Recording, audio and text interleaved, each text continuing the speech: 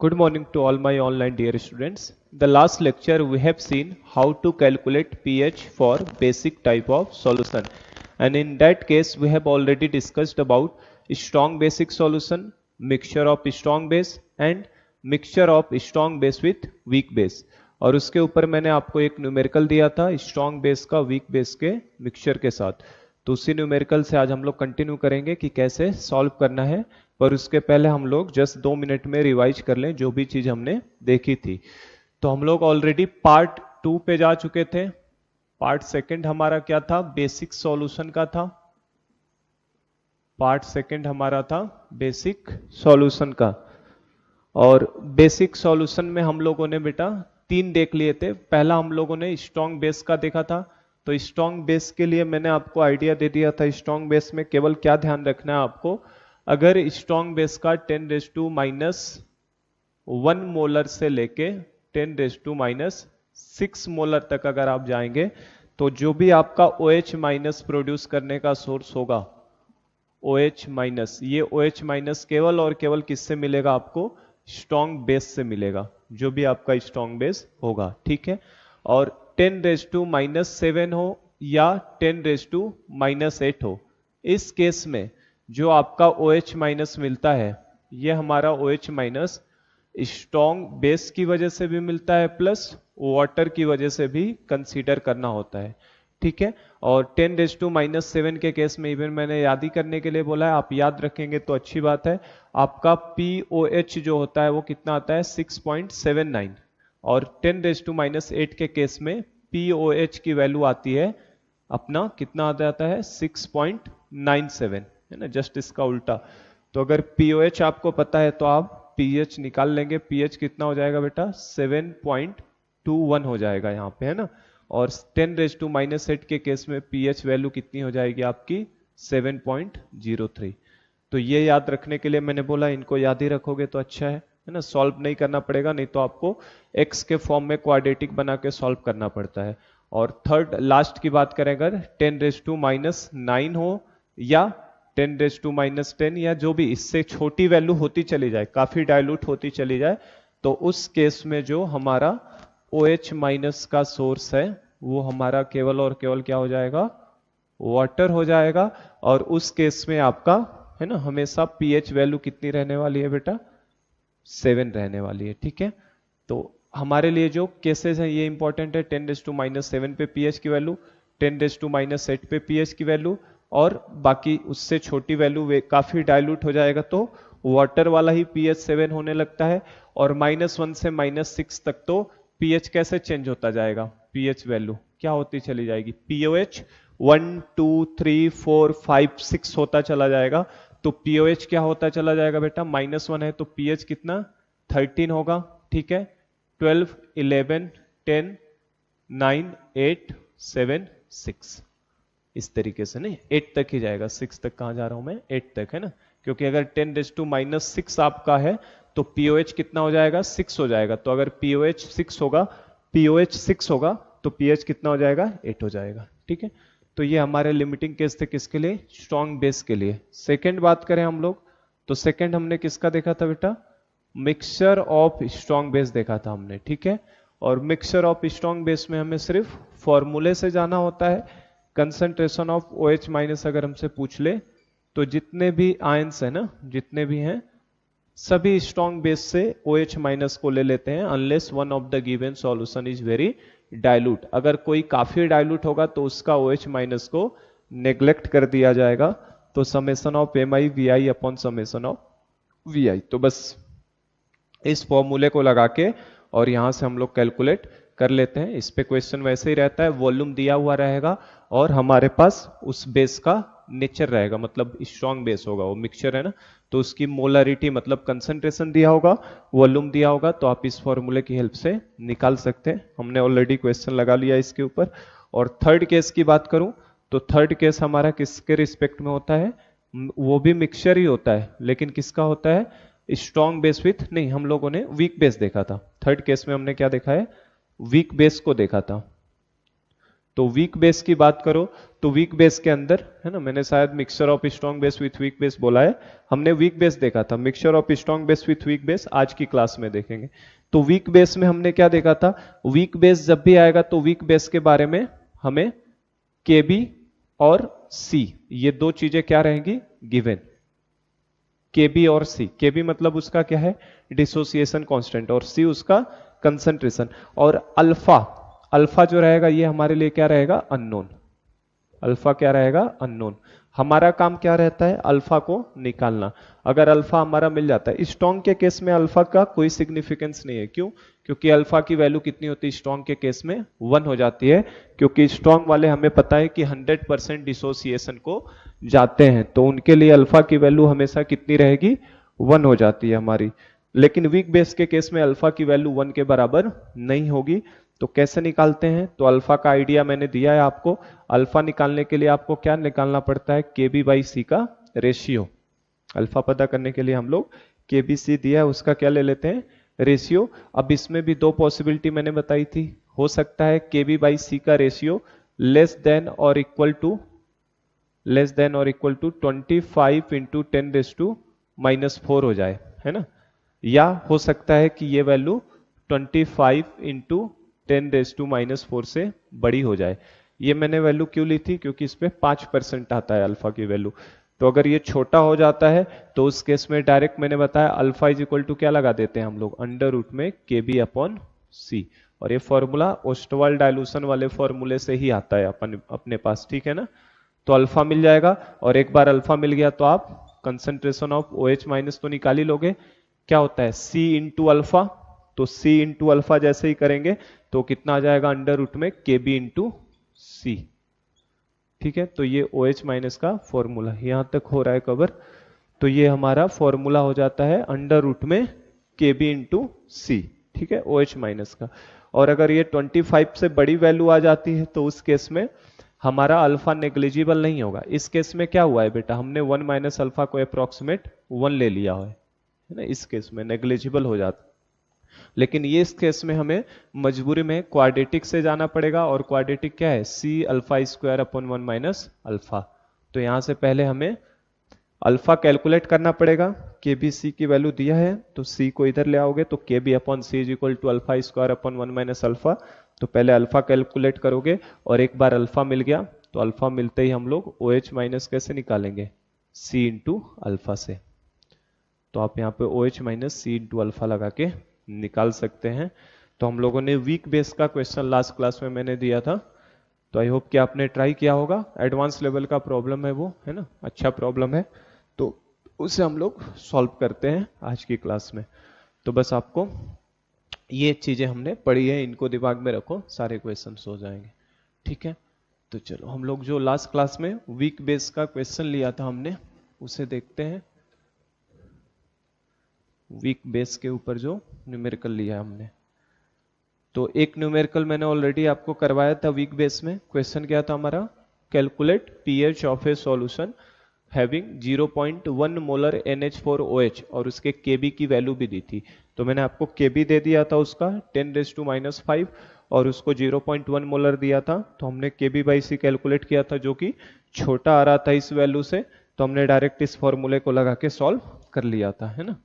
तो चलो, तो एक न्यूमेरिकल मैंने और दिया था आपको।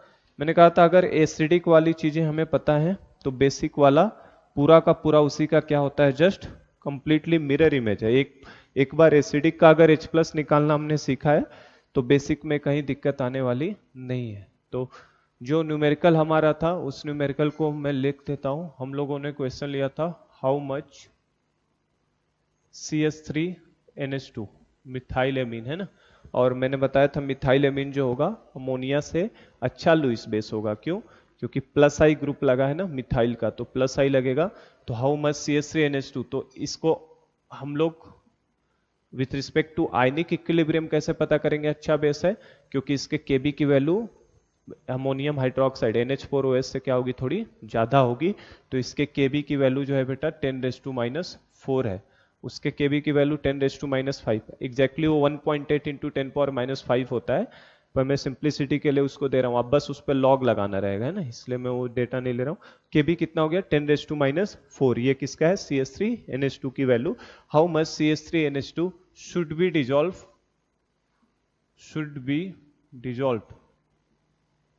should be dissolved in 5 liter of water, in 5 liter of water, in 5 liter of water to obtain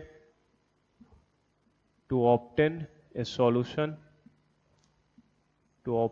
solution, having moles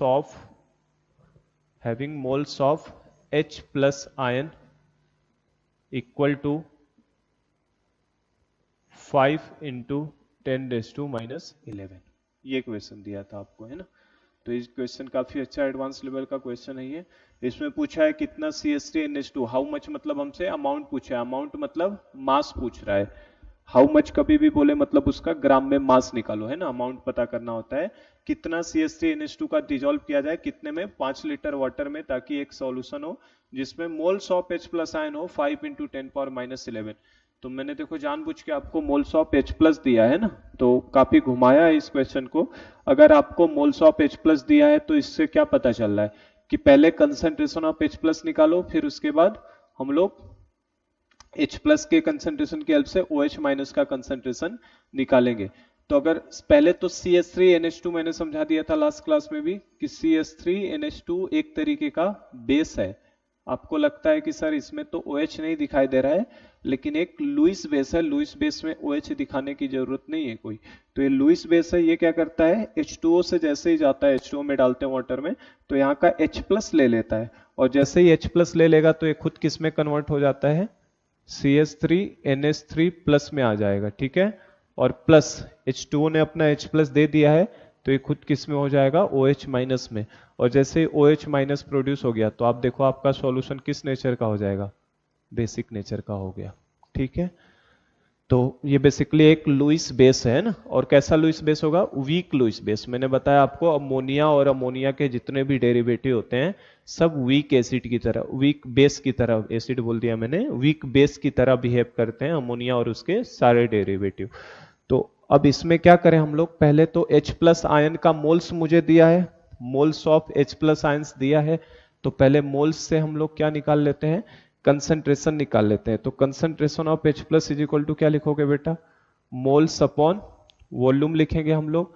तो मोल्स की जगह पे कितना रखोगे, कितने मोल्स दिए मैंने, 5 into 10⁻11।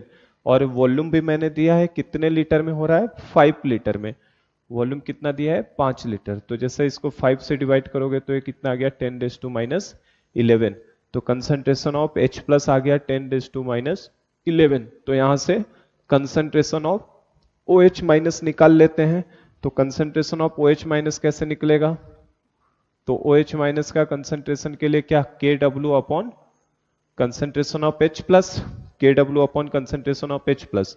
तो ये लगा दोगे तो KW की वैल्यू मैंने बताई है हमेशा कितना, 10⁻14 लेना है, क्योंकि टेम्परेचर नहीं दिया है तो 25, और वो हमेशा 10⁻14 होगा। तो यहां से देखो कितना आ रहा है ये वैल्यू, 10⁻, सही ले रहा हूं ना मैं, हाँ 10⁻11। तो यहां से ये कितना आ जा रहा है, 10⁻, कुछ तो गड़बड़ किया क्या हमने, 5, ये 10⁻11 है, ये 10⁻11 यहाँ पे लेना है ना, मैंने 4 ले लिया है गलती से। और 10 concentration KW upon concentration of H plus, तो कंसंट्रेशन ऑफ H प्लस 10⁻11 है। तो ये 10⁻14 अपॉन 10⁻11 सॉल्व करेंगे तो कितना आ जाएगा, 10⁻3। तो हमें क्या पता चल गया कि कंसंट्रेशन ऑफ OH माइनस जो है वो किसके बराबर आया, 10⁻3 के बराबर आ गया, ठीक है। तो अगर मैं यहां से POH पूछ लेता तो कितना हो जाता बेटा, आंसर 3 हो जाता, POH 3 हो जाता, और PS पूछता तो 11 हो जाता। तो वहां पे वो गलती मुझे दिख रहा था, इसीलिए मुझे पता चल गया गलत हो रहा है, क्योंकि वैल्यू 7 से कम हो रही थी। तो यहाँ देखो तो OH माइनस का कंसंट्रेशन 10⁻3। और क्वेश्चन में हमको KB भी गिवन है क्या, KB की वैल्यू कितनी दी है, 10⁻4। और मुझसे क्वेश्चन में क्या पूछा है उसने, हाउ मच CH3NH2, है ना, हमसे अमाउंट पूछा है। तो अमाउंट के लिए मैंने आपको बेटा अगर याद हो तो बताया था, कभी भी अमाउंट पूछे तो अमाउंट निकालने का तरीका क्या है, एक डायरेक्ट मैंने फॉर्मूला भी बताया था, W is equal to C into V into molar mass. ये कैसे, देखो C क्या बताता है, मोल्स पर लीटर, एक लीटर में कितने मोल है, और उसको जैसे ही वॉल्यूम से मल्टीप्लाई करेंगे तो हमें उतने वॉल्यूम में मोल्स मिल जाएंगे। जैसे इसको 5 लीटर में डाला है तो 5 लीटर में ये पता चल जाएगा मल्टीप्लाई करते ही कि कितने मोल्स हुए, और उस मोल्स को जैसे ही मोलर मास से मल्टीप्लाई करेंगे तो मास बराबर क्या, मोल्स बराबर क्या होता है, मास अपॉन मोलर मास। तो मास इज इक्वल टू क्या हो जाएगा, मोल्स इंटू मोलर मास। तो वही कर रहे हैं, ये बेसिकली ये क्या है, एक तरीके से मोल्स है, ठीक है, और ये इंटू क्या है, मोलर मास, ठीक है ना। ये पहले भी बताया मैंने, फिर से लिख रहा हूं वही, C into V into M. तो हमारा फॉर्मूला C मतलब कंसंट्रेशन, तो मुझे CH3NH2 का कंसंट्रेशन तो मालूम है ही नहीं, तो इसको C लिखते हैं, इंटू वॉल्यूम कितने लीटर में डाला गया है, तो बेटा वॉल्यूम कितना है 5 लीटर, इंटू मोलर मास कितना है इसका, मोलर मास CH3NH2 का, तो मोलर मास निकालो आप 12 प्लस 3, कैसे निकालोगे, 12 प्लस 3 प्लस 14 प्लस 2, तो देखो कितना हो गया 16, 16 प्लस 3 कितना 19, और 19 12 ऐड करोगे तो कितना आ जाएगा 31। तो ये देखो बेटा कितना हो जा रहा है 31 5 जा 155, 155 इंटू सी। तो एनी हाउ मुझे क्या निकालना है, ऐसे क्वेश्चन मैंने एसिडिक में भी करवाए हैं, सेम उसी टाइप का प्रॉब्लम है ये। मुझे कैसे भी कंसंट्रेशन अगर मिल जाए CH3NH2 का, तो अगर कंसंट्रेशन मिल जाएगा तो मुझे उसका मास भी मिल जाएगा। तो हमारा सवाल यही है कि ये कंसंट्रेशन कैसे निकाला जाए। तो कैसे निकालेंगे, तो अपने पास जो भी सॉल्व किया वहां से एक तो OH माइनस मिला, एक Kb मिला। तो अगर आपको याद हो मैंने एसिडिक में कराया, अगर आपको Ka और H प्लस पता हो, Ka और H प्लस, यहाँ Kb और OH माइनस, वहां K और H प्लस पता होता था, तो कौन से फॉर्मूले से जाते थे हम लोग, K is equal to concentration of H plus into alpha upon 1 minus alpha. याद आ रहा है कि नहीं, नहीं याद आ रहा तो देखो यहाँ पे फिर से लिख देता हूं। अगर किसी क्वेश्चन में मुझे देखो K का फॉर्मूला क्या होता था हमारे लिए, C alpha square upon 1 minus alpha, ठीक है, और इससे हम लोग चाहे तो C alpha into alpha upon 1 minus alpha भी लिखा था मैंने। और अगर ये एसिड का डिसोसिएशन कांस्टेंट है तो C अल्फा मतलब किसका कंसंट्रेशन, H प्लस का होगा। तो यहां से बेटा मैंने फॉर्मूला आपको एक डायरेक्ट बताया था कि Ka is equal to C alpha की जगह पे हम लोग क्या लिख सकते हैं, concentration of H plus into alpha upon 1 minus alpha. ये फॉर्मूला ऑलरेडी मैंने आपको बताया है एसिडिक में। तो बेसिक में भी यही फॉर्मूला हो जाएगा।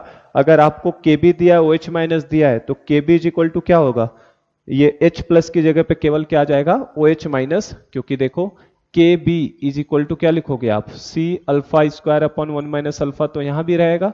और इसे हम लोग चाहे तो ब्रेक कर सकते हैं, C alpha into alpha upon 1 minus alpha में, ठीक है। और चूंकि ये Kb है तो यहाँ पे C अल्फा का मतलब क्या होगा, OH माइनस, C अल्फा का मतलब यहाँ पे क्या होगा OH माइनस, क्योंकि Kb लिखा है ना, बेस लूंगा तो C अल्फा मतलब OH माइनस होगा। तो देखो यहां से फॉर्मूला हमारे पास बन गया, Kb is equal to concentration of OH minus into alpha upon 1 minus alpha. तो हमारे लिए ये फॉर्मूला बन गया। जैसे मैंने एसिड में फॉर्मूला बना के, इसलिए मैंने कहा एडवांस लेवल का प्रॉब्लम है ना, काफी दिमाग लगाना, अच्छे तरीके से फ्रेम किया हुआ। आपको K अगर K का फॉर्मूला जैसे पता था, सिमिलर वे में Kb का फॉर्मूला हो गया। आपको OH माइनस और Kb पता हो तो इस फॉर्मूले से पहले अल्फा निकालो, और अल्फा को फिर OH minus is equal to C into alpha लगा के C को कैलकुलेट करेंगे हम लोग। तो पहले हम लोग अल्फा कैलकुलेट कर लेते हैं, और अल्फा में क्वाड्रेटिक नहीं, अल्फा में ये लीनियर इक्वेशन हो जाता है। तो इस फॉर्मूले से अगर हम लोग चलें, फॉर्मूला क्या अपने पास आया बेटा, Kb is equal to concentration of OH minus into alpha upon 1 minus alpha. तो यहाँ पे वैल्यूज को डाल दो। Kb की वैल्यू कितनी दी है, 10⁻⁻⁴, ठीक है, is equal to concentration of OH minus कितना है 10⁻³ into alpha upon 1 minus alpha. तो यहां से कितना हो जाएगा बेटा, ये देखो 10⁻³ है, 10⁻⁻⁴ है, तो इसको 10⁻³ इंटू 10⁻⁻1 लिख सकते हैं। तो -3 से एक -3 कट जाएगा, तो 10⁻⁻1 मतलब कितना 1/10 है ना, डायरेक्ट मैं कर रहा हूं, ये कितना हो जाएगा, ये जैसे ही कट करोगे, कट कर देते हैं, ये वैल्यू जैसे यहाँ कट करोगे कितना हो जाएगा 1/10 हो जाएगा, और क्रॉस मल्टीप्लाई करोगे तो 10 अल्फा और 1 माइनस अल्फा, तो ये कितना आ रहा है 1 minus alpha is equal to 10 alpha आ रहा है। तो यहां से अल्फा इज इक्वल टू कितना आ गया, अल्फा कितना आ जाएगा 10 अल्फा प्लस अल्फा मिलके 11 अल्फा, तो अल्फा इज इक्वल टू 1/11 आ गया। ठीक है, आई होप कि विजिबल है, दिख रहा है आपको। ठीक है, तो अल्फा हमारा कितना आ गया 1/11, और एक बार अल्फा मिल गया तो फिर क्या करें हम लोग, फिर हम लोग लगा देते हैं concentration of OH minus is equal to C into alpha. ठीक है, आप स्टेप बाय स्टेप फॉलो करेंगे तो कोई क्वेश्चन कभी गलत नहीं होगा, है ना। सब क्वेश्चन इसी तरीके से लगाए जाते हैं, आपको बस अप्रोच लगाते हुए जाना होता है। तो OH minus is equal to C into alpha, तो डाल दो यहाँ पे वैल्यू। देखो OH माइनस की वैल्यू पता है बेटा हमें, कितना दिया है क्वेश्चन में 10⁻³ 10⁻³ इज इक्वल टू C हमारे लिए क्या है कंसंट्रेशन अननोन है, ये इसका ये कितने कंसंट्रेशन से आया वो चीज अननोन है ना हमारा C, तो 10⁻³ is equal to C into alpha की जगह पे कितना आया 1/11। तो यहाँ पे देखो कंसंट्रेशन की वैल्यू कितनी आ जाएगी बेटा 11 इंटू 10⁻³ 11 इंटू 10⁻³। तो ये किसकी वैल्यू आ गई कंसंट्रेशन, और एक बार अगर हमें कंसंट्रेशन मिल गया तो जस्ट इस वैल्यू में कंसंट्रेशन का मल्टीप्लाई करते ही क्या मिल जाएगा आंसर। तो मैं आंसर यहाँ पे ले लेता हूँ, ये आंसर कितना हो जाएगा, तो यहाँ ले लो इस साइड में ले लेता हूँ। तो आंसर देखो आपका W इज इक्वल टू कितना है 155 इंटू C। ये कैसे आता है ये तो बता दिया मैंने, कंसंट्रेशन को वॉल्यूम से मल्टीप्लाई करने पे मोल्स और मोल्स इंटू मोलर मास, तो जस्ट 155 इंटू C की जगह पे कितना है 11 इंटू 10⁻³ तो ये मल्टीप्लीकेशन देखो कितना आएगा, इससे मल्टीप्लाई करो 155 का 11 में करो तो 11 5 जा 55 का 5 और फिर 5 तो 60 हो जाएगा 6 और ये 17, तो 1705 इंटू 10⁻³ ग्राम, और जिसे आप चाहो तो 1.705 ग्राम भी बोल सकते हो। तो ये हमारा आंसर हो जाएगा। ठीक है, तो ये काफी अच्छा प्रॉब्लम है ना। इस तरीके का प्रॉब्लम से एडवांस लेवल पे इस तरीके के क्वेश्चन हमसे पूछे जा सकते हैं। तो आई होप कि आपको क्वेश्चन क्लियर हो गया कि कैसे करना है।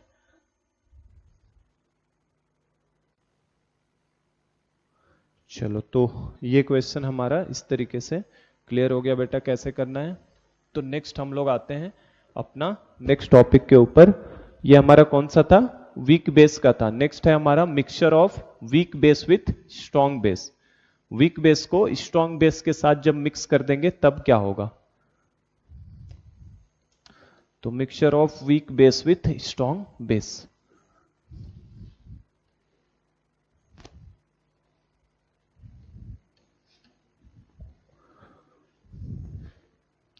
चलो, तो फोर्थ है अपने पास, फोर्थ कैटेगरी है अपने पास mixture of weak base plus strong base, कि जब आप वीक बेस को स्ट्रॉन्ग बेस के साथ मिक्स करते हैं तो क्या होगा। तो जब वीक बेस को स्ट्रॉन्ग बेस के साथ मिक्स करोगे तो ये सिमिलर केस होगा weak acid plus strong acid type का। Weak acid plus strong acid के मिक्सचर में हमने क्या सीखा था कि जो कॉमन आयन बनेगा, कॉमन आयन तो आना ही आना है, इसी पे समझते हुए चलते हैं। कॉमन आयन क्या आने वाला है बेटा OH माइनस वीक बेस और स्ट्रॉन्ग बेस में, और क्या कॉमन आयन इफेक्ट लगेगा, तो कॉमन आयन इफेक्ट भी लगने वाला है। किसके ऊपर लगता है, वीक के ऊपर लगता है, स्ट्रॉन्ग पे कभी भी कॉमन आयन इफेक्ट नहीं लगेगा। तो कॉमन आयन इफेक्ट लग गया किसके ऊपर, वीक बेस के ऊपर, और कॉमन आयन हमारा क्या है यहाँ पे OH माइनस है। तो अब क्या होगा, क्या हम लोग KB is equal to C alpha square upon 1 minus alpha, ये फॉर्मूला यहाँ पे हम लोग यूज कर सकते हैं क्या, तो ये फॉर्मूला यहाँ पे एप्लीकेबल नहीं होगा। क्यों नहीं होगा, क्योंकि कॉमन आयन इफेक्ट के केस में ये फॉर्मूला डिराइव कैसे होता है, जब C alpha into C alpha करते हैं, लेकिन जब कॉमन आयन इफेक्ट लग जाएगा तो दोनों का कंसंट्रेशन सेम होने वाला नहीं है, तो ये एप्लीकेबल नहीं है। तो आखिर कैसे सॉल्व होगा, तो KB के हमें एक्सप्रेशन से जाना होता है, और एक्सप्रेशन क्या होगा इसका बेटा B plus into OH minus divided by concentration of BOH। अगर मैं वीक बेस को BOH नाम दे देता हूं, वीक बेस का नाम अगर BOH दे दिया जाए तो उसका डिसोसिएशन कांस्टेंट के बी कैसे लिखोगे, concentration of B plus into O H minus upon B O H. B plus और ओ एच माइनस का कंसंट्रेशन कॉमन आयन इफेक्ट अगर लग गया तो ये दोनों कभी सेम होने वाला नहीं है। अगर ये दोनों सेम होता तब तो C alpha square upon 1 minus alpha applicable होता, लेकिन इन दोनों का कंसंट्रेशन चूंकि सेम नहीं है तो हम लोग ये फॉर्मूला यहाँ पे यूज नहीं कर सकते हैं। ठीक है, तो b plus into O H minus upon B O H, तो आपको इस एक्सप्रेशन से जाना होगा। ठीक, पहली चीज। दूसरी कि सेम जो हमारा एजम्पशंस होता था स्ट्रॉन्ग एसिड और वीक एसिड के मिक्सचर में, क्या होता था एजम्पशन कि जो भी H प्लस आता है वो स्ट्रॉन्ग एसिड से आता है। क्यों? क्योंकि वीक एसिड का डिसोसिएशन स्ट्रॉन्ग एसिड के प्रेजेंस में नेग्लिजिबल हो जाता है।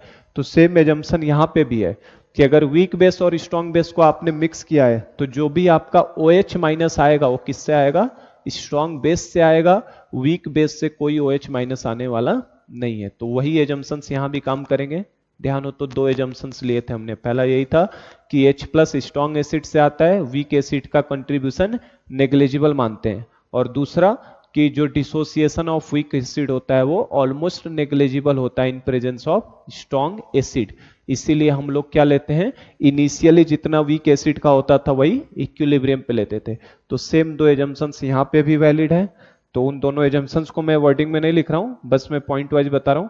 पहला पॉइंट हमारा क्या था, जो भी इसके अंदर क्या हो जाएगा, जो भी OH माइनस का कंसंट्रेशन आएगा वो OH माइनस केवल और केवल किसकी वजह से आने वाला है, स्ट्रॉन्ग बेस की वजह से आने वाला है। पहला एजम्पशन जैसे हमारा उसमें था कि H प्लस स्ट्रॉन्ग एसिड से आएगा, तो यहाँ पे OH माइनस पूरा का पूरा स्ट्रॉन्ग बेस से आएगा, पहली चीज। सेकेंड पॉइंट की बात करो तो जो बेस का इनिशियल कंसंट्रेशन होगा, क्योंकि बेस का जो इनिशियल कंसंट्रेशन होगा वही बेस का कंसंट्रेशन हमें इक्विलिब्रियम पे भी मिलेगा। ठीक है, क्योंकि डिग्री ऑफ डिसोसिएशन ऑलमोस्ट क्या होता है, नेग्लिजिबल होता है। उसमें एसिड के बारे में बस होता था, वहां पे वीक एसिड का इनिशियल वीक एसिड के इक्विलिब्रियम के बराबर था, यहाँ पे केवल वो बेस में हो जाएगा।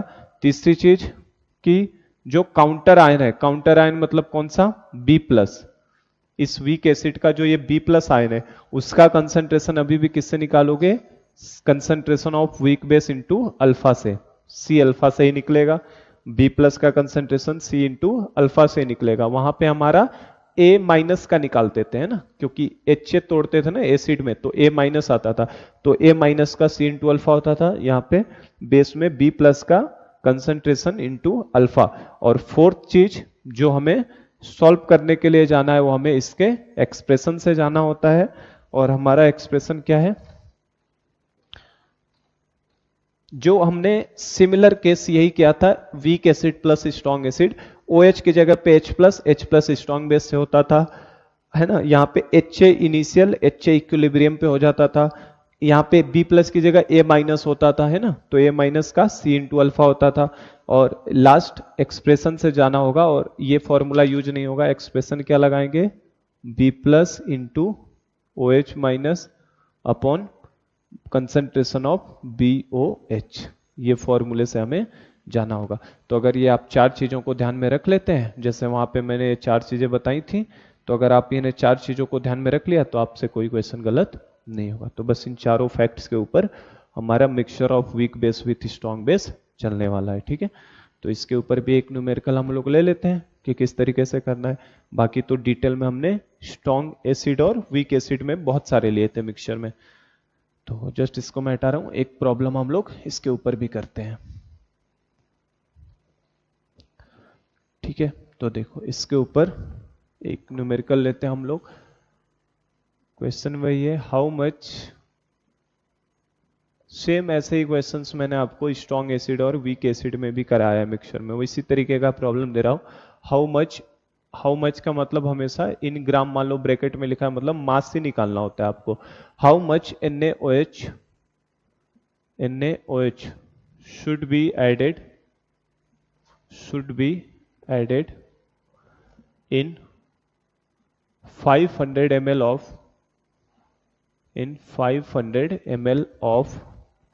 0.1 मोलर NH4OH।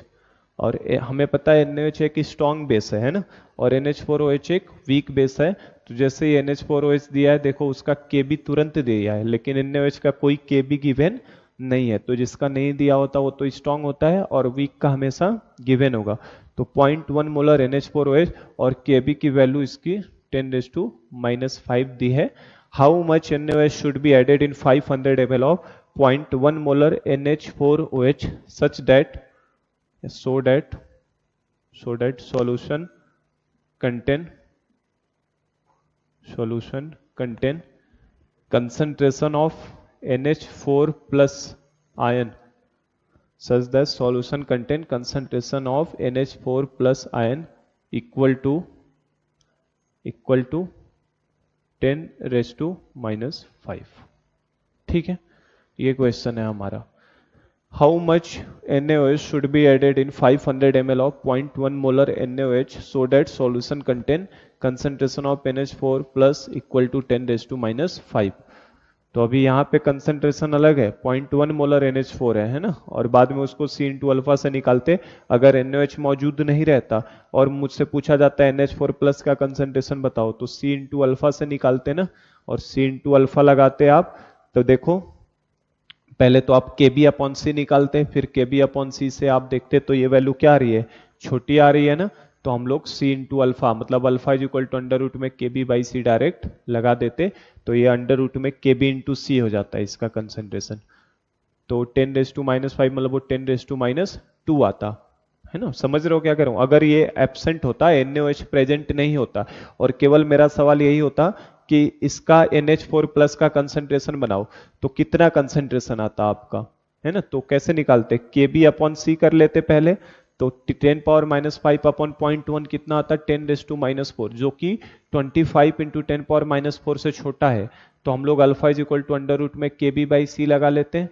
ठीक है, जैसे कर ले क्या, इसे भी देखो। अगर मैं पूछूं in absence of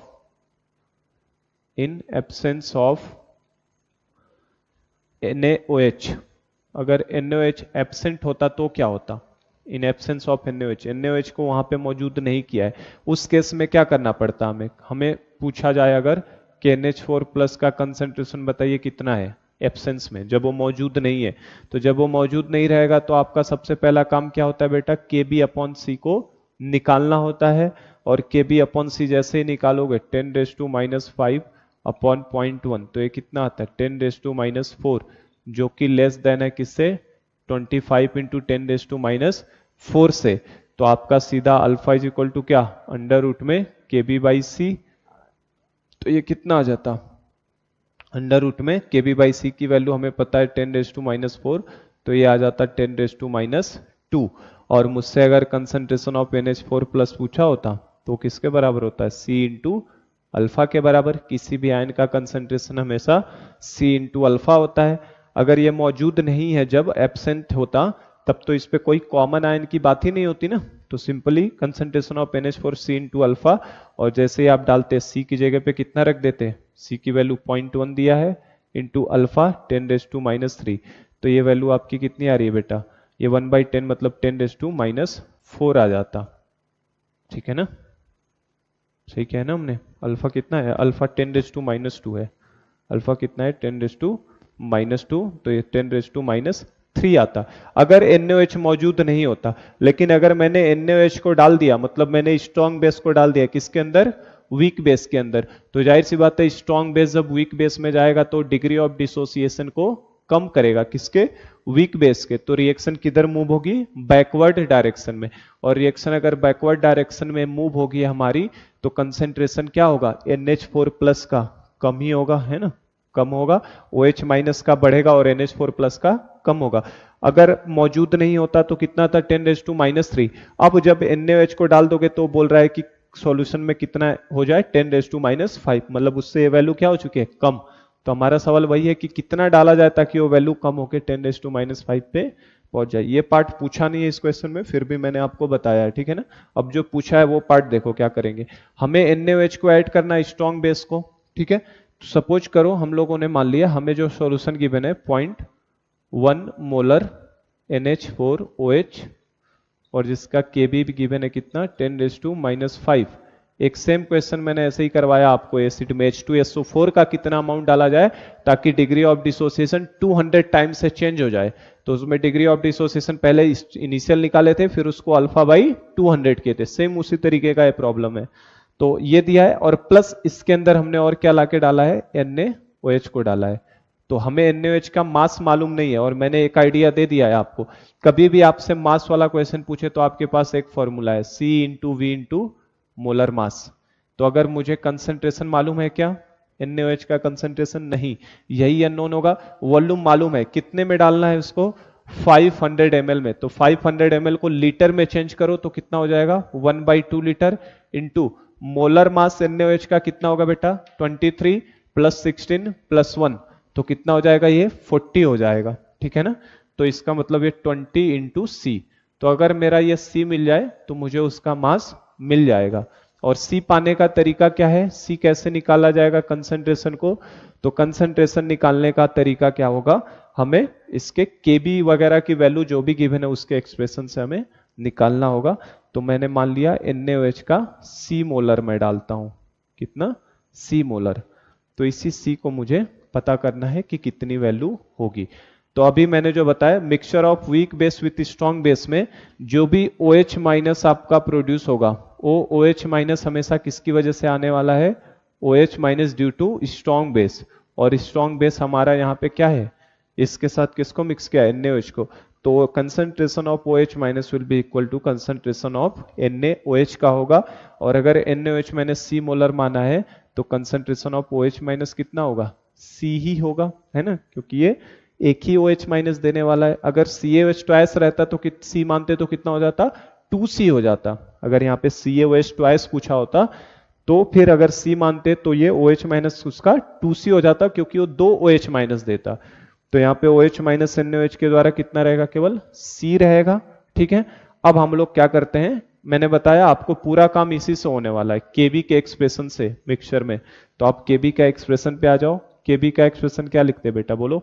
Kb is equal to लिखते हैं कंसंट्रेशन ऑफ NH4 प्लस, ठीक है, cation into concentration of OH minus anion divided by concentration of NH4OH। यही लिखते हैं ना। बस इसमें सब चीजें तो दिया हुआ है, निकाल लो यहां से वैल्यू। Kb की वैल्यू दी है क्या क्वेश्चन में, दिया है कितना, 10⁻⁻5 is equal to concentration of NH4 plus दिया है क्या हमें, क्वेश्चन में ऑलरेडी बोला है कंसंट्रेशन ऑफ NH4 प्लस किसके बराबर हो जाए, 10⁻5 के बराबर हो जाए। ये ऊपर वाला से मत देखना, ऊपर वाला तो मैंने बताया अगर वो मौजूद ना हो तो क्या होगा, एब्सेंस में 10⁻3। लेकिन जब वो डाल देंगे तो नया वाला कितना हो जा रहा है, 10⁻5, क्योंकि वैल्यू क्या हो गई उसकी, कम हो जाएगी ना, डिसोसिएशन कम होगा तो उसकी वैल्यू भी कम हो गई। Into concentration of OH minus हमारा कितना है, C है, क्योंकि ये तो NH4OH से आना है, divided by concentration of NH4OH। तो ये कंसंट्रेशन हम लोग किस पे लेते हैं बेटा, इक्विलिब्रियम पे। और मैंने अभी बता ही दिया है कि वीक एसिड का जितना इनिशियल होता है उतना ही इक्विलिब्रियम पे। तो NH4OH का इनिशियल कितना है, 0.1 मोलर। तो इक्विलिब्रियम पे भी वो कितना रहने वाला है, 0.1 मोलर ही रहने वाला है। तो आप देख सकते हैं यहां से आसानी से C की वैल्यू कितनी आ जाएगी, C 0.1 आ गया। तो अगर C की वैल्यू 0.1 है बेटा, तो हमें तो मास चाहिए, तो मास इज इक्वल टू क्या है, मास निकालना है। तो mass is equal to, basically फिर एक बार समझा दो, कंसंट्रेशन क्या होता है आखिर, मोल पर लीटर होता है ना। कंसंट्रेशन जो निकलता है वो क्या आता है, मोल पर लीटर। तो 1 लीटर में 0.1 मोल डाला जा रहा है, 1 लीटर में 0.1। तो V लीटर में कितना डाला जाएगा, तो बस इसी को क्या करना है, जो भी कंसंट्रेशन की वैल्यू उसको वॉल्यूम से मल्टीप्लाई कर दो, तो ये क्या मिल जाएगा, मोल्स। और मोल्स को जैसे ही हम मोलर मास से मल्टीप्लाई करते हैं क्या मिल जाता है, मास। तो जो यहाँ पे मैंने बताया वही चीज है।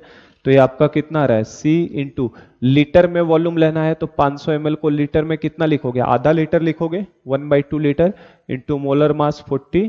तो ये 20 इंटू C है, तो 20 इंटू C की वैल्यू आ चुकी है 0.1। तो हमारे पास यहां से मास कितना आ जाएगा, 2 ग्राम। तो ये हमारा आंसर हो जाएगा, कितना आ जाएगा, 2 ग्राम।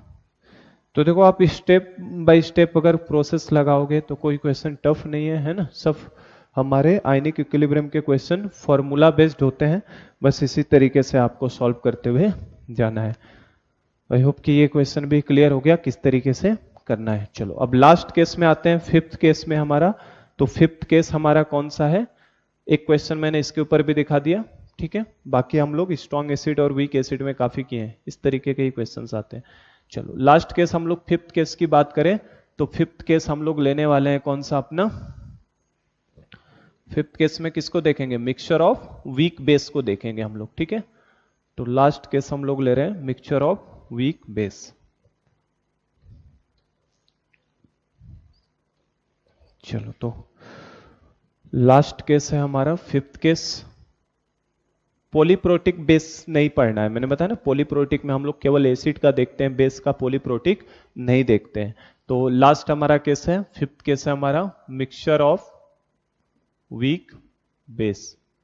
तो वीक बेस के मिक्सचर में क्या करना है बताओ, वीक बेस का मिक्सचर बनाना है। जब वीक एसिड का मिक्सचर होता था तो उसमें मैंने खूब डेरिवेशन करवाया था आपका, है ना। तो हमारा कंसंट्रेशन ऑफ H प्लस क्या आया था, अंडर रूट में K1C1 प्लस Ka2C2, जिसको मैंने कहा था डेरिवेशन की कोई खास जरूरत हमें नहीं है। तो वीक बेस में मैं डेराइव नहीं करवाऊंगा, वीक बेस में डायरेक्ट मैं बताऊंगा आपको जो OH माइनस निकलेगा फाइनली, जैसे वहां पे H प्लस निकलता था यहाँ पे OH माइनस आएगा, और वो किसके बराबर आएगा हमारा, concentration of Kb1.C1 plus Kb2.C2, ठीक है। और इससे ज्यादा हो गए 3 आ जाएगा तो Kb3C3 हो जाएगा। तो ये हमारा OH माइनस का फॉर्मूला होता है। इसको हम लोग डेराइव नहीं कर रहे हैं यहाँ पे, क्यों नहीं डेराइव कर रहे हैं, क्योंकि ऑलरेडी ये फॉर्मूला हमने एसिड वाले केस में डेराइव कर चुके हैं। एसिड में क्या आया था, एसिड का याद है, एसिड का हमारा concentration of H plus finally कितना बताया मैंने, अंडर रूट में K1C1 प्लस Ka2C2 बताया था। तो बेस में बस क्या हो जाता है, H प्लस की जगह पे क्या आ जाएगा OH माइनस, और Ka1 की जगह पे क्या आ जाएगा Kb1C1 प्लस Kb2C2। तो बस ये फॉर्मूला लग जाएगा इस तरीके से, बाकी कोई चेंज इसमें होने वाला नहीं है, सेम यही फॉर्मूला रहेगा, ठीक है। तो इसमें अगर मैं बात करूं अभी, ये तो OH माइनस निकल जाएगा, H प्लस कैसे निकालोगे, तो H प्लस पाने का तरीका सेम वही रहेगा, H plus is equal to क्या लगा देंगे, KW upon concentration of OH minus, ठीक है। तो इससे हम लोग H प्लस निकाल लेंगे, है ना। क्योंकि हमने देखा है कॉमनली क्या बच्चे करते हैं, है ना, अभी तो ऑनलाइन चल रहा है क्लास, जब क्लासरूम में हम लोग रहते हैं तो उस समय कहते हैं सर ये बेसिक सॉल्यूशन है तो इसमें H प्लस कहाँ से आएगा, है ना। तो मैं बार बार वही बात बोल रहा हूँ, H प्लस और OH माइनस तो जीवन साथी हैं, वो कभी एक दूसरे का साथ छोड़ेंगे ही नहीं। जहां पे OH माइनस है वहां पे H प्लस तो रहेगा ही रहेगा।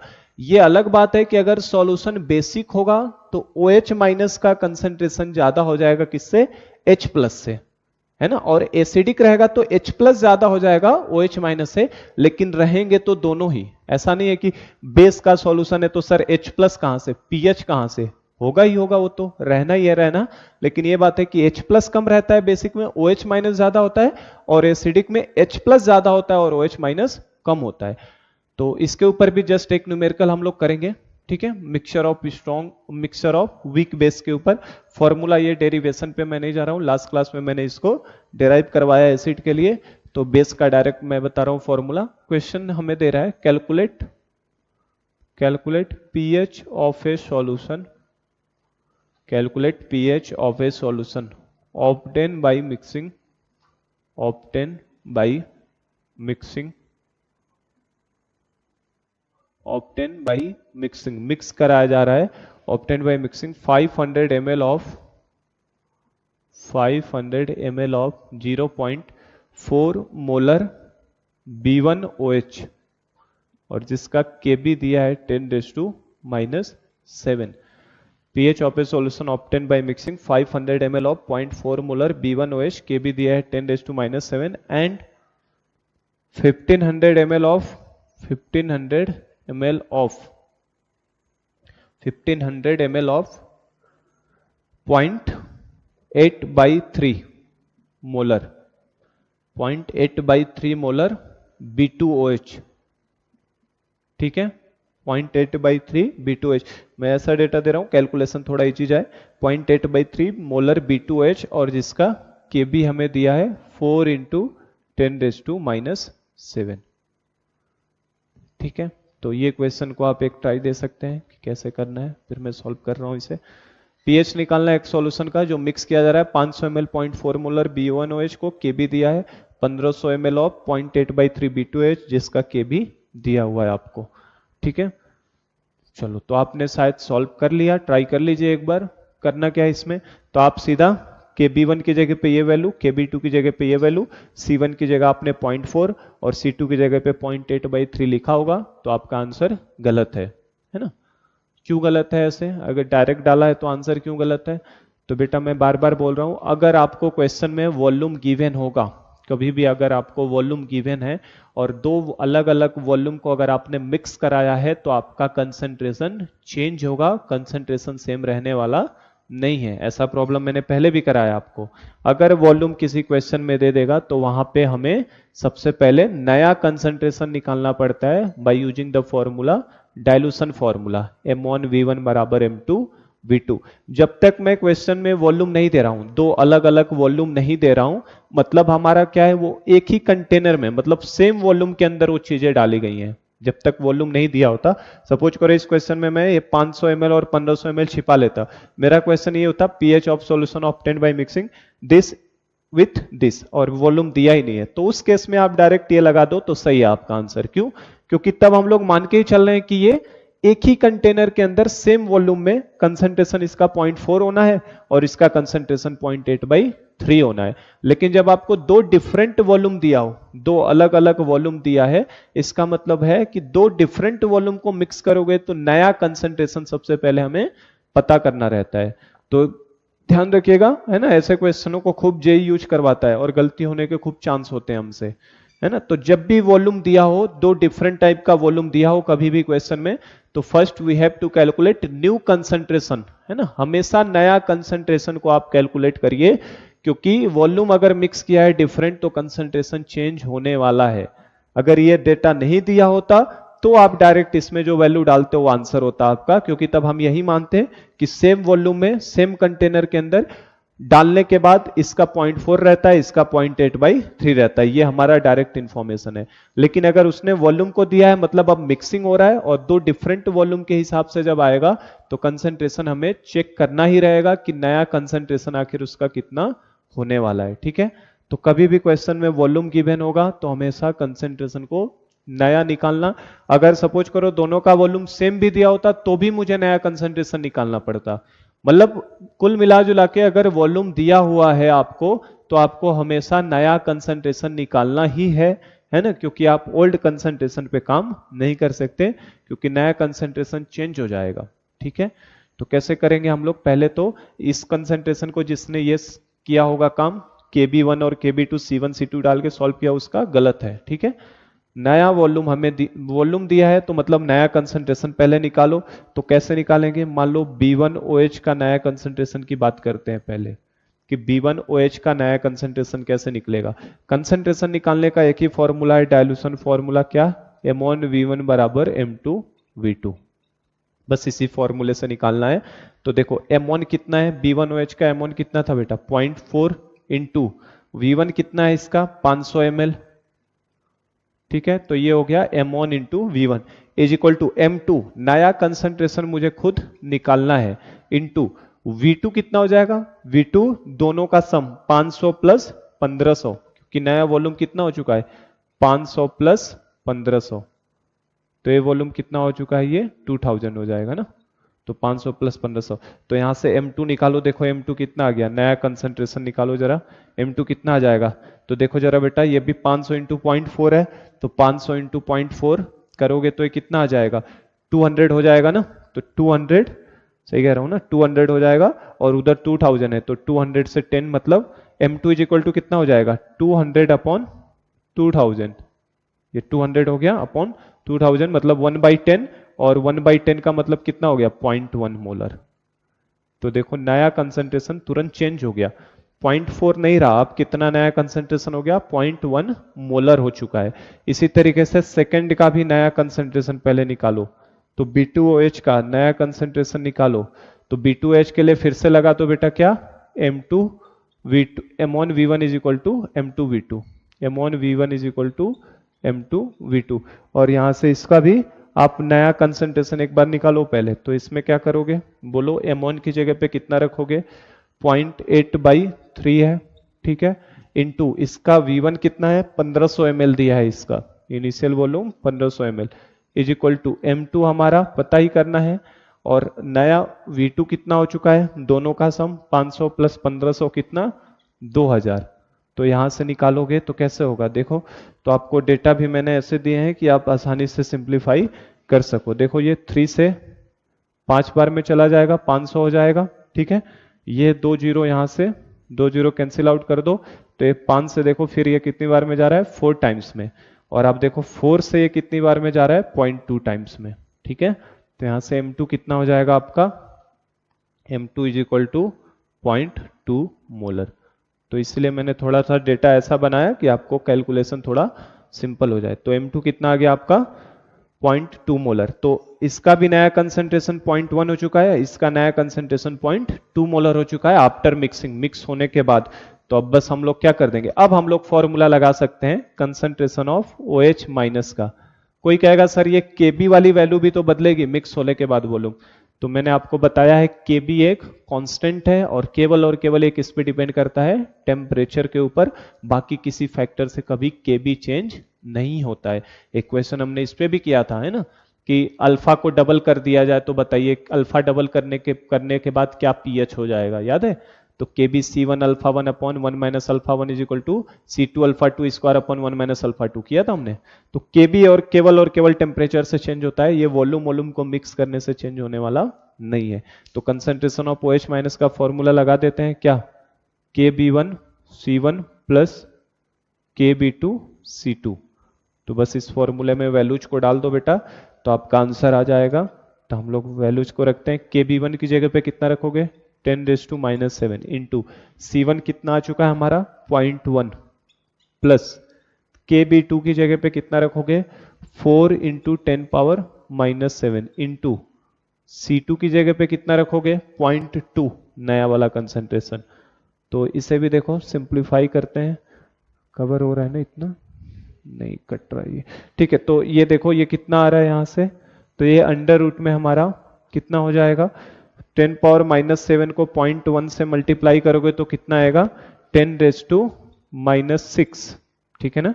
ये 10⁻⁻8 उस दिन की तरह गलत कैलकुलेशन हो रहा है। उस दिन भी मैंने 10⁻⁷ और 0.1 को 10⁻�6 ले लिया था, तो PS 3 हो गया था, ध्यान है। तो उस दिन भी गलत हो गया था, आज भी मुझसे गलती हो रहा था, अभी सही कर दिया।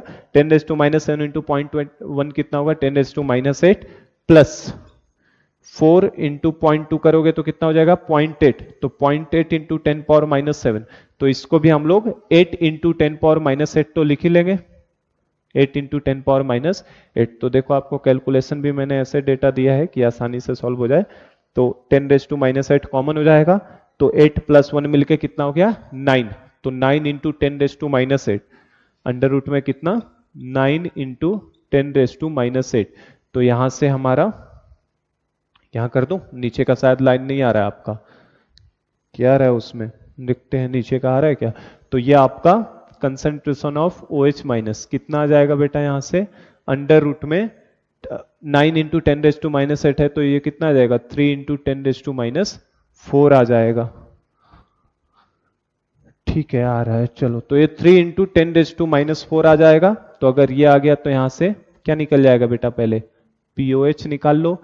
तो POH कितना हो जाएगा बोलो, क्या बताया मैंने, POH जो 10 के निगेटिव पावर होता है उसको आगे ले लेते हैं, तो कितना 4, 10 के निगेटिव पावर को आगे माइनस जो नंबर होता है उसके ऊपर लॉग लगा दो, तो 4 माइनस log 3, log 3 की वैल्यू हमें याद होनी चाहिए कितनी 0.48। तो 4 में से 0.48 जाएगा तो कितना आ जाएगा 3.52 आएगा ना, 3.52 सही घटाया ना मैंने, करोगे तो 60 होगा, 0.48 माइनस करोगे तो कितना आ जाएगा 3.52। तो अगर POH 3.52 है बेटा, तो pH कितना हो जाएगा, pH हमसे तो क्वेश्चन में pH पूछा है ना, तो pH कितना हो जाएगा 14 माइनस 0.52, क्योंकि दोनों का सम तो 14 होना है, तो 14 माइनस 0.52। तो ये करोगे तो कितना हो जाएगा आपका 10.48 हो जाएगा ना, क्यों कि 11.48 हो जाएगा, 11.48 हो जाएगा, 10 ही होगा ना, सही है, 10.48 हो जाएगा। तो 10.48 इस सॉल्यूशन का पीएच आ जाएगा मिक्सिंग का। ठीक है, 10.48 में सम कर लो जरा, तो कितना हो जाएगा 11 और 11 3 14। ठीक है, तो 10.48 विल बी द आंसर। ठीक है, तो हमने last case mixture of weak base का भी हमने कंप्लीट कर लिया है। एक मुझे वॉल्यूम चेंज वाला दिखाना था, मैंने दिखा दिया। सिर्फ एसिडिक सॉल्यूशन में भी अगर वॉल्यूम दिया होता, मैंने जो एसिडिक में कराया था उसमें मैंने वॉल्यूम देखना नहीं दिया है, अलग अलग है ना, उसमें मैंने बस C1 C2 और K1 K2 दिया था, है ना, K1 और K2 दिया था। लेकिन इसमें मैंने एक वॉल्यूम वाला भी करके दिखाया कि अगर वॉल्यूम को चेंज करेगा तो किस तरीके से करना है। ठीक है, तो यहां पे हमारा बेटा दो पार्ट कंप्लीट हो जाते हैं, एसिडिक सॉल्यूशन का और बेसिक सॉल्यूशन का। पार्ट 3 जो है हमारा वो क्या है, mixture of strong mixture of acid and base, कि एसिड और बेस को मिक्स करेंगे तो क्या होगा। तो पार्ट 3 तो मैं अभी नहीं आज शुरू कर रहा हूं, बस एक चीज और मैं इसमें बता देता हूं, छोटा सा एक और चीज हमसे पूछा जाता है ना, इवन वो हमें पता ही होना चाहिए पर छोटा सा है टॉपिक, हमसे कभी कभी रिलेटिव स्ट्रेंथ पूछ लेता है, तो उससे भी बस एक फॉर्मूला है, उसे ध्यान रखना, है ना, ये छोटा सा ही टॉपिक है, बस हमें एक लाइन का, हमसे relative strength of weak acid oblique weak base. ठीक है, हमसे कभी कभी relative strength of weak acid या वीक बेस का रिलेटिव स्ट्रेंथ को भी पूछ लेता है कि क्या होगा। तो उसके लिए देखो कुछ नहीं, एक फॉर्मूला होता है हमेशा, रिलेटिव स्ट्रेंथ कभी भी निकालना है आपको, relative strength is equal to, है ना, दो मान लो दो वीक एसिड हैं आपके, दोनों वीक एसिड का रिलेटिव स्ट्रेंथ आपको कंपेयर करना है, कौन ज्यादा अच्छा एसिड है कौन कम एसिड है। तो relative strength of two weak acids HA1 and HA2, मान लो मैंने एक का नाम HA1 दे दिया, दूसरे का नाम HA2 दे दिया, तो इनका रिलेटिव स्ट्रेंथ कैसे निकाला जाता है, तो जो जितना ज्यादा एसिड, देखो वो एसिड उतना अच्छा माना जाता है जो जितना ज्यादा H+ देता है, तो H+ ऑफ एसिड 1, ठीक है, कितना एसिड 1 दे रहा है, divided by H+ of acid 2। Acid 1 ने कितना H+ दिया है और एसिड 2 ने कितना H+ दिया है, उसी का बस हमें क्या ले लेना होता है, रेशियो ले लेना होता है। और जैसे इन दोनों का रेशियो ले लोगे आपको क्या मिल जाएगा, रिलेटिव स्ट्रेंथ मिल जाएगा। तो ये रेशियो कैसे निकाला जाता है, तो H+ का फॉर्मूला क्या होता है बेटा, C इंटू अल्फा। H+ का फॉर्मूला क्या है, C इंटू अल्फा। तो concentration of acid 1 into alpha 1, alpha 1 मतलब एसिड 1 का है, ठीक है ना। ये समझ रहे हो क्या कर रहा हूं मैं, मैंने ये किया है कि दो एसिड माने हैं, जैसे हम लोगों ने सॉल्व किया था, HA1 मानोगे तो कैसे टूटेगा, H++ A1 माइनस में, तो इसका कंसंट्रेशन C1 मान लो, तो ये डैश हो जाएगा, ये C1 minus C1 alpha 1, C1 alpha 1 और ये C1 अल्फा 1, अगर इसका डिग्री ऑफ डिसोसिएशन हमने अल्फा 1 माना होता तो।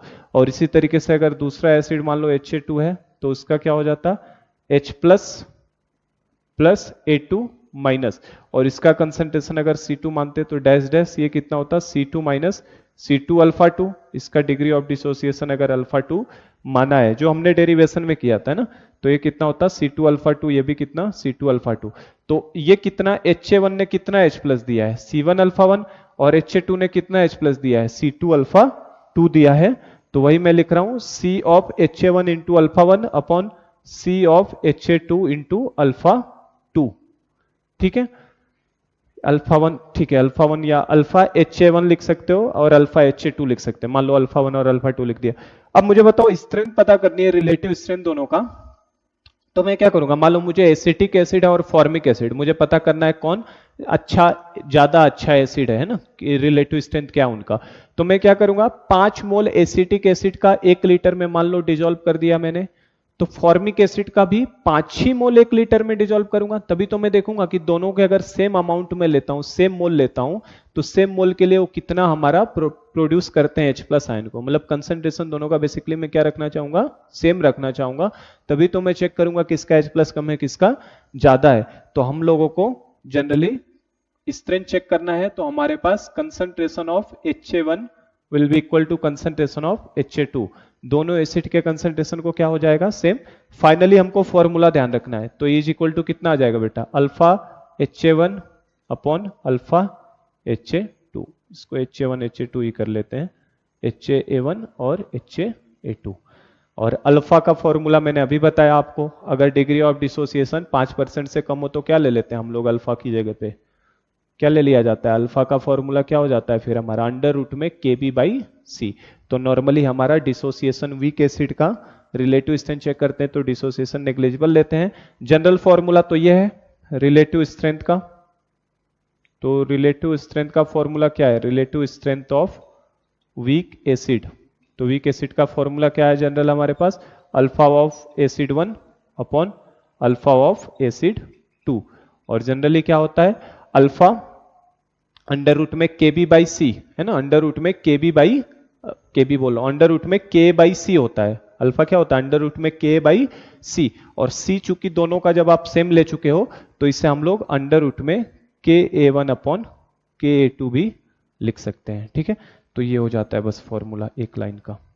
ठीक है, तो ये ध्यान रखना कि दो एसिड का अगर रिलेटिव स्ट्रेंथ कंपेयर करना है तो उसके लिए formula alpha H1 upon alpha H2, ये जनरल है।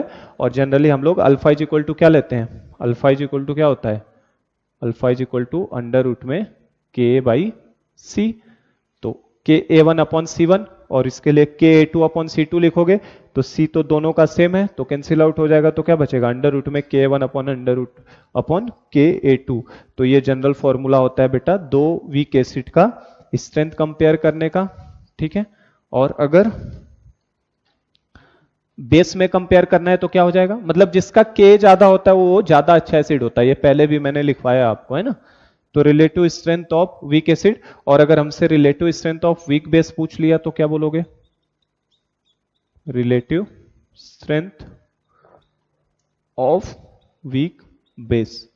तो उसका फॉर्मूला क्या हो जाएगा, alpha of weak base 1 upon alpha of weak base 2। और ये भी जब हम लोग सिंप्लीफाई करेंगे तो ये भी कितना आ जाएगा, अंडर रूट में KB1 बेस के लिए B आ जाता है ना अपॉन KB2। तो ये हमारा relative strength of weak base हो जाएगा। तो अगर रिलेटिव स्ट्रेंथ कभी पूछ लिया है तो बस उनके अंडर रूट निकाल लेना, K1 अपॉन K2 और अंडर रूट में KB1 अपॉन K2। तो ये एक छोटा सा टॉपिक था, ये छूटा हुआ था, इसको भी मैंने करा दिया। तो यहाँ पे हमारा पार्ट 1 और पार्ट 2 एसिडिक सॉल्यूशन का पीएच निकालना और बेसिक सॉल्यूशन का पीएच निकालना, दो पार्ट हमने पूरी तरह से कंप्लीट कर लिया है। ठीक है, हमारा पार्ट 3 आता है जिसमें एसिड और बेस को हम लोग एक साथ मिक्स करेंगे।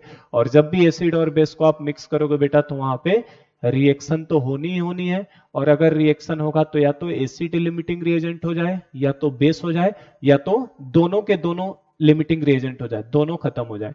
तो वहां पे क्या क्या केसेस पॉसिबल है उसको हम लोग नेक्स्ट क्लास में देखेंगे।